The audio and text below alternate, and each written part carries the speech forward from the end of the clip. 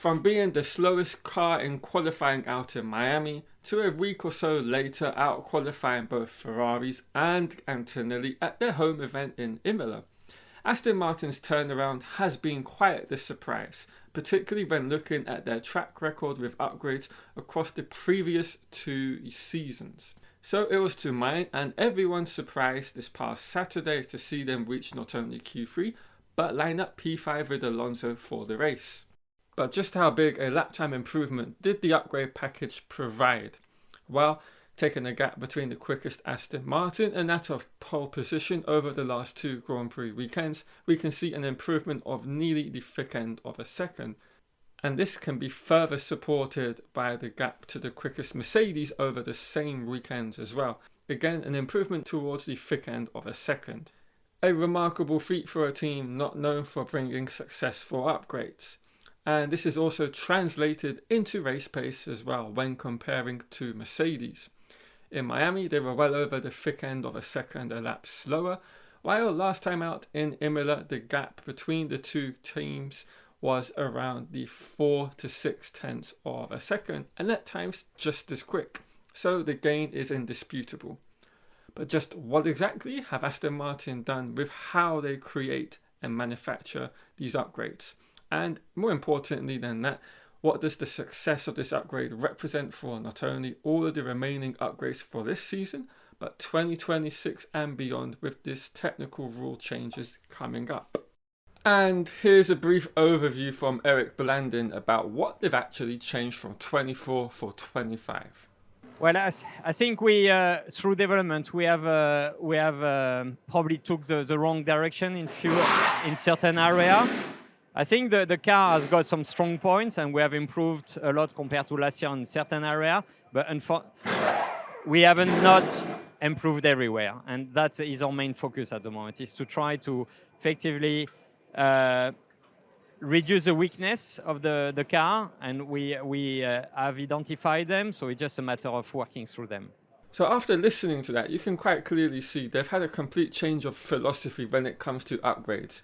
They no longer just want to solely focus on high-speed gains. It is now more about the overall picture in regards to medium speed, high speed, low speed, making sure all of the aspects within a circuit are looked at, improved upon, and of course that these upgrades actually work. And to do that, they've made alterations to a wide variety of areas across the AMR 25.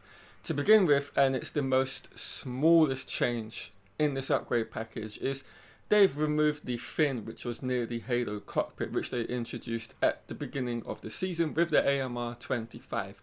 It is now completely removed. Moving on to the most important upgrades of the car for the Imola weekend, with those being the major changes to the floor and that of the diffuser. We will now turn our focus onto the floor, for which Imola has seen a major revisions across all of the key areas of it. From the tunnel entrances to the floor roof to the sys mounting points to, of course, also the floor edge and floor body. The overall aim of the update is improving upon the flow field underneath the floor, which of course we can't see, thus in turn increasing the usable load generated from that and extracting performance from it.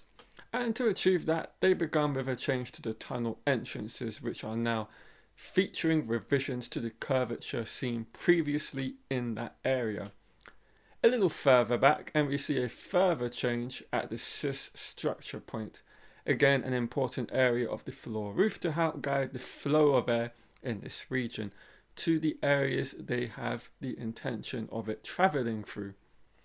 And the changes do not stop there, with more also taking place at the floor edge and the main floor region in this area. Again, as Aston Martin have stated, the goal is to improve the flow field, or in simpler terms, where the air travels, and making sure it stays attached cleanly with less interference from dirty air. Alongside all these changes to the floor, a new side-pod arrangement, which is similar to that of McLaren's, has been introduced. The most notable change taking place where the Aramco logo is situated. Gone is the lower end of the ramp pre-Imola, which the sidepod shoulder dropped off dramatically, and in its place a new and more gradual lowering of the sidepod shoulder has been introduced, with the aim of that being to generate a greater flow through the waterslide towards the rear of the car, through the suspension and of course diffuser and rear wing. And the team have also introduced a streamlined Coke bottle and engine cover to reduce the drag penalty, along with a new beam ring doing the exact same thing.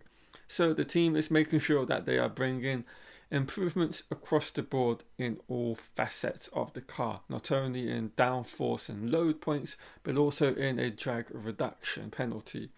And finally, we arrived at the newly updated diffuser with a change in the keel section of it.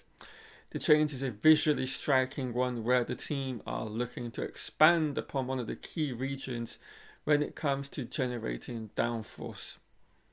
And basically they are just following the trends set up and down the paddock with this particular update, thus improving rear downforce of the AMR 25. So we started this package still in Mercedes wind tunnel that we are renting out. But we have finished it in our wind tunnel. It was very useful to actually be in our wind tunnel. We've got slightly different technology there, and it has highlighted a few things that helped us to deliver the package. For the team, it's a massive benefit to have the wind tunnel on the same site that the campus. And we are able also to work, during the week instead of the weekend. So it has been a massive step forward for us. And it is a beautiful facility. It's initially the first week have been a bit difficult because it was still very new, but now it's working fine, and it's great really to have it. So as you just heard, the upgrade package brought to Imola has primarily been created and designed within the Mercedes wind tunnel, the now obsolete and outdated Mercedes wind tunnel, with the use of it only allowed throughout the weekends. So out of 7 days in a week, only 2 were available to the Aston Martin team. And this, of course, has such a negative impact on not only how much time you can have in the wind tunnel, but just the actual lead up it takes to produce these pieces on the car. And of course, this has a carry-on knock-on effect within the team because, of course, personnel then have to wait for the next week to start beginning with their workings on within their own factory. And perhaps this could be part of the reason why Aston Martin have always brought huge upgrades rather than the incremental pieces we see most teams bring throughout a season.